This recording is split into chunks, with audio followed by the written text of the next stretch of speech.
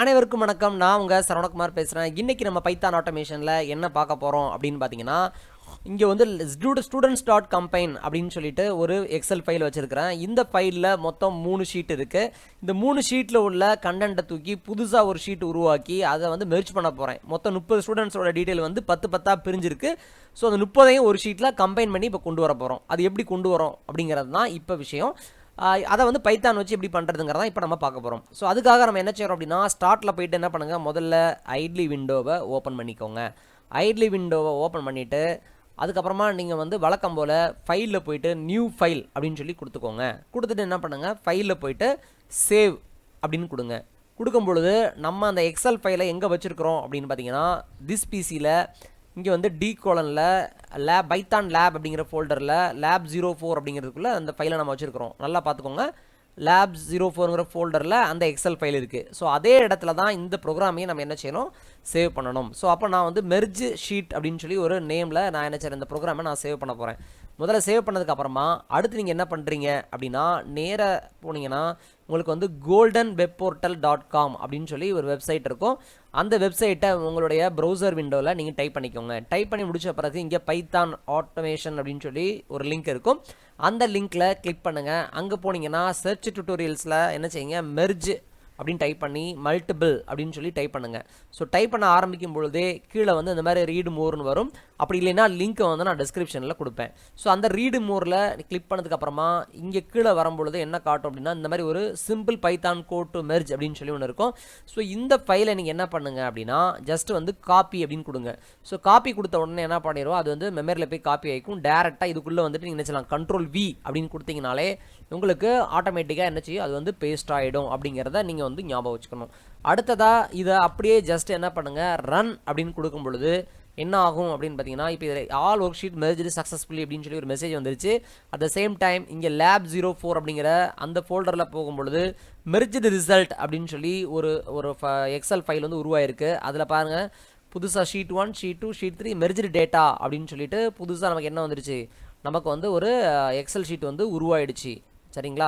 So இதை தான் நம்ம என்ன பண்ண போகிறோம் அப்படின்னு பார்த்தீங்கன்னா, இன்றைக்கி இது எப்படி நடந்துச்சு அப்படிங்கிற விஷயத்தை தான் ஸ்டெப் பை ஸ்டெப்பாக நான் வந்து சொல்லித்தர போகிறேன்.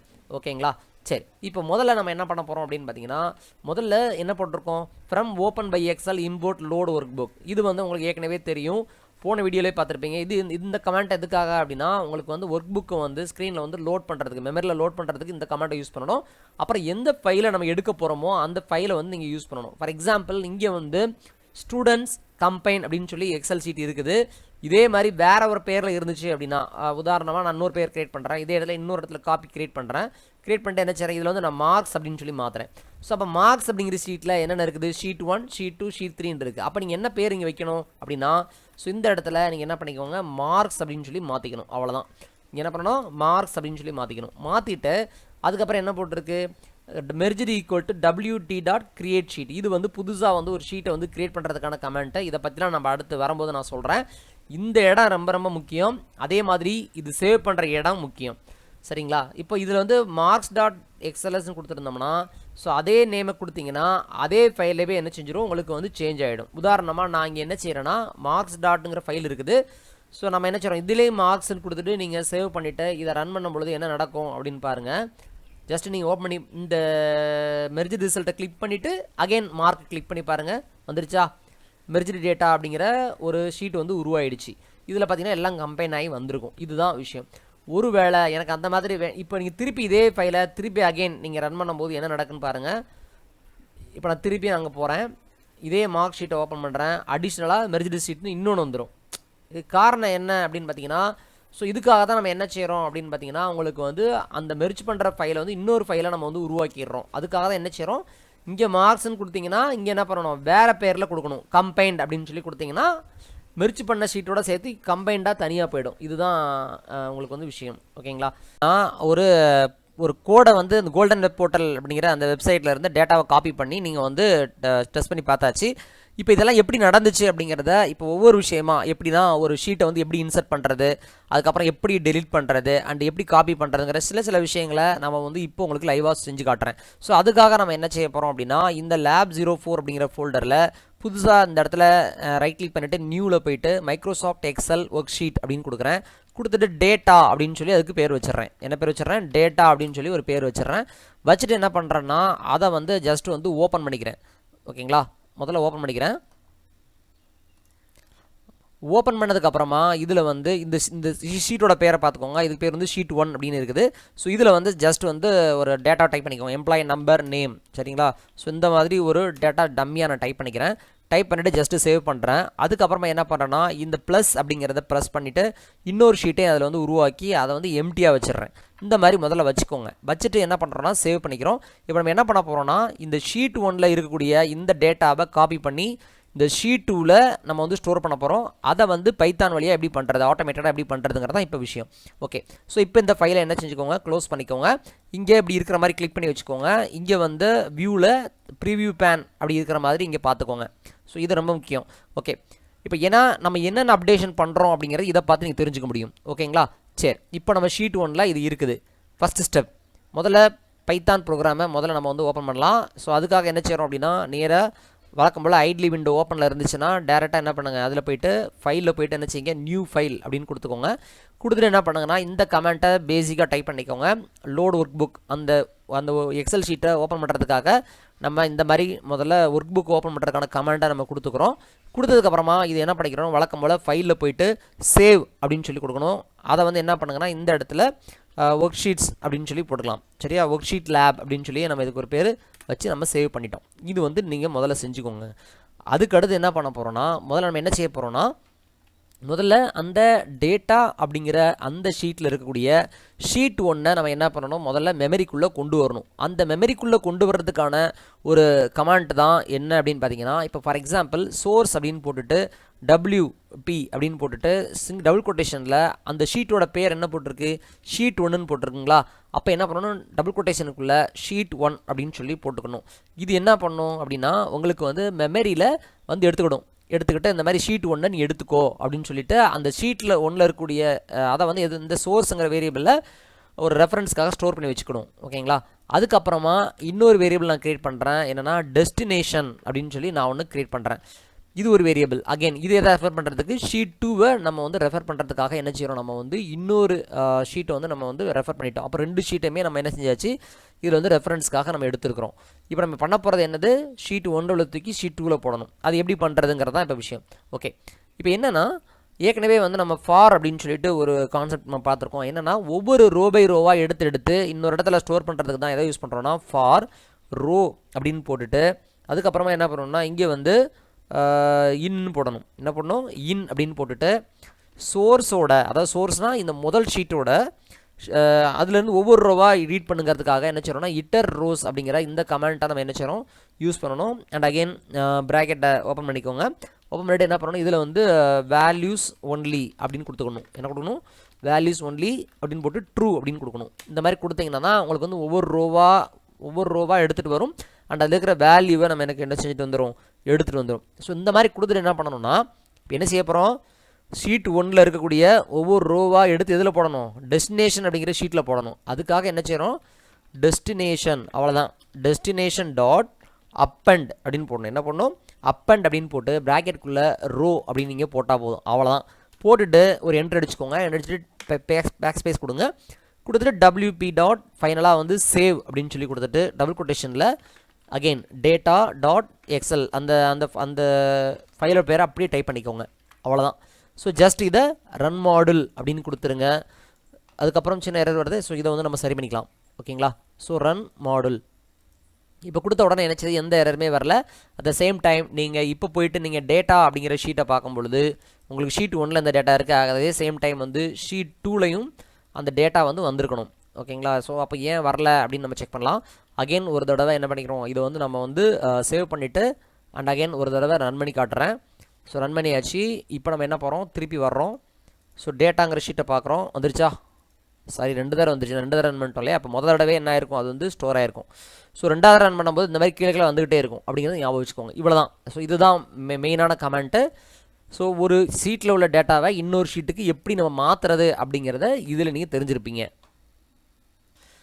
ஸோ அடுத்ததாக என்ன பண்ண போகிறோம்னா புதுசாக ஒரு ஷீட்டை வந்து எப்படி இதில் உருவாக்குறது அப்படிங்கிற விஷயத்தை நம்ம பார்க்கலாம்.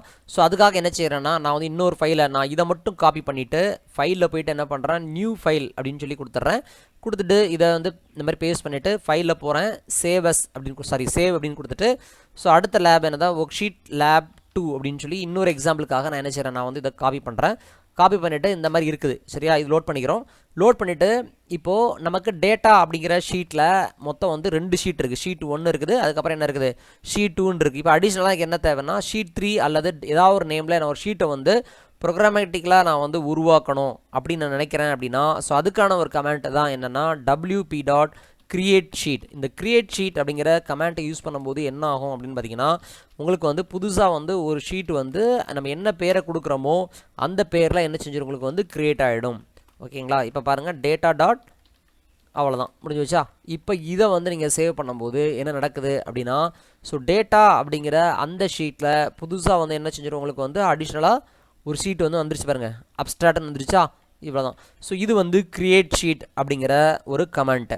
அதுக்கு அடுத்த கமெண்ட் என்னென்னா நான் அந்த க்ரியேட் பண்ண ஷீட்டுக்கு வந்து இப்போது ஒரு ஷீட் நான் க்ரியேட் பண்ணியிருக்கிறேன் அப்ஸ்ட்ராக்ட்னு சொல்லி க்ரியேட் பண்ணியாச்சு. அப்போ அந்த அப்ஸ்ட்ராக்ட்டுங்கிற ஷீட்டுக்கு வந்து நான் டைட்டில் செட் பண்ணணும் அப்படின்னா ஒன்று நீங்கள் க்ரியேட் பண்ணும்போதே என்ன செஞ்சுக்கலாம்னா நீங்கள் வந்து அதை வந்து க்ரியேட் பண்ணிக்கலாம்.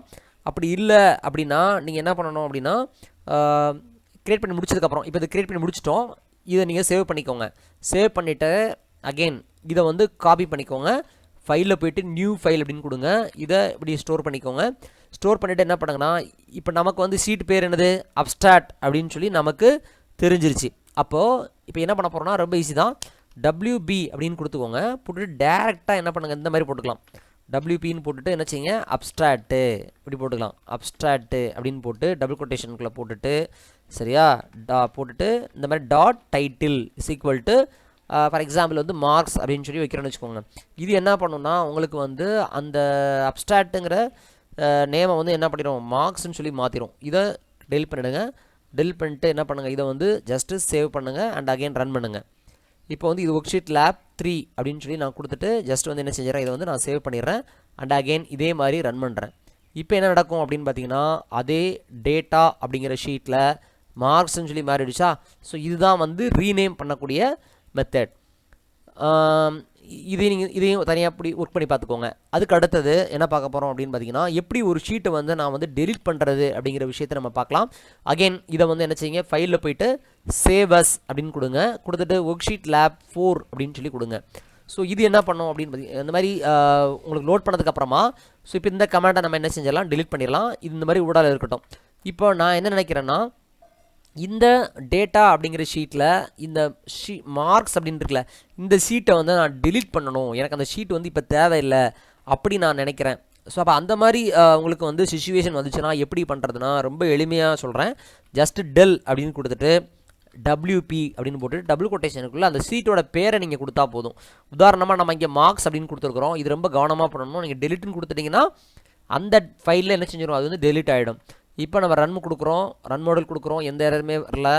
சாரி ஒர்க் ஷீட் வந்து மார்க்ஸ்னு பேரில் இல்லைன்னு வருது. ஏன் வருதுன்னா இங்கே நம்ம என்ன ஸ்பெல்லில் கொடுத்துருக்கோமோ அதே ஸ்பெல்லில் தான் நம்ம கொடுக்கணும். இங்கே வந்து மார்க்ஸில் ஃபஸ்ட் லெட்டர் வந்து கேபிட்டல் லெட்டராக இருக்குது. ஸோ அதனால் என்ன செஞ்சிடும் நம்ம வந்து கேபிட்டல் லெட்டரில் இங்கே கொடுக்கணும். கொடுத்துட்டு என்ன செய்யுங்க அகெயின் ரன் மாடல் கொடுங்க. இப்போ என்ன ஆகுதுன்னு பாருங்கள் உங்களுக்கு என்ன ஆயிடுச்சு அந்த ஷீட்டே டெலிட் ஆகிடுச்சு. ஸோ இதுதான் வந்து டெலிட் பண்ணுறதுக்கான கமெண்ட்டை. ஸோ இதையும் நீங்கள் என்ன செஞ்சுக்கணும் நோட் பண்ணிக்கணும். அதுக்கப்புறமா வந்து ஒரு ஒர்க் ஷீட்டில் உள்ளதை அப்படியே எனக்கு என்ன பண்ணணும்னா டூப்ளிகேட்டாக மாற்றுறது எப்படி அப்படிங்கிறத நான் இப்போ சொல்லித்தரேன். அகெயின் ஃபைலில் போய்ட்டு சேவ் அஸ் அப்படின்னு கொடுங்க. கொடுத்துட்டு என்ன செய்யுங்க இதை வந்து ஒரு 5ஆவதாக மாற்றுங்க. ஸோ 5ஆவது எக்ஸாம்பிள். ஸோ மாற்றிட்டு என்ன பண்ணுறோம் அப்படின்னு பார்த்தீங்கன்னா இதில் வந்து ரொம்ப ஈஸி தான். என்ன செய்றீங்கன்னா சோர்ஸ் அப்படின்னு அதே மாதிரி பழையபடி போட்டுக்கோங்க. WP அப்படின்னு கொடுத்துட்டு ஷீட் 1 அப்படின்னு சொல்லி கொடுத்துக்கோங்க. ஷீட்டு 1 அப்படின்னு கொடுத்துக்கோங்க. அதுக்கப்புறமா என்ன பண்ணணும்னா WP dot copy underscore worksheet அவ்வளோதான். காப்பி அண்டர்ஸ்கோர் ஒர்க் ஷீட்டுன்னு போட்டுட்டு சோர்ஸ் அப்படின்னு போட்டுக்கோங்க. சரிங்களா. போட்டுட்டு அவ்வளோதான் ஒரே லைன் தான். ஸோ ஜஸ்ட்டு ரன் மாடல் அப்படின்னு கொடுத்தீங்கன்னா ஸோ எரர் வரல. அந்த சேம் டைம் டேட்டாவில் போய் பார்த்தீங்கன்னா உங்களுக்கு அடிஷ்னலாக ஷீட் 1 காப்பி அப்படின்னு சொல்லி ஒன்று வந்துருச்சு. ஸோ இதுதான் ஒர்க் ஷீட்டோட ஆப்ரேஷனுடைய பேசிக் ஸ்டெப்ஸு. ஸோ இதை பேஸ் பண்ணி தான் நம்ம என்ன பண்ணியிருக்கிறோம் அப்படின்னு பார்த்தீங்கன்னா ஒர்க் ஷீட் வந்து நம்ம கம்பைன் பண்ணியிருக்கோம். ஸோ இதில் வேறு ஏதாவது டவுட் இருந்ததுன்னா நீங்கள் கமெண்ட்டில் என்ட்ரி பண்ணுங்கள். ஸோ அடுத்த வீடியோ நம்ம பார்க்க போகிறது என்ன அப்படின்னு பார்த்தீங்கன்னா ரொம்ப ரொம்ப அட்வான்ஸான ஒரு விஷயங்களை பற்றி தான் இன்றைக்கி கற்றுக்க போகிறோம். நன்றி, வணக்கம், மீண்டும் சந்திப்போம். இது Shri Bhadrakali learning hub YouTube channel.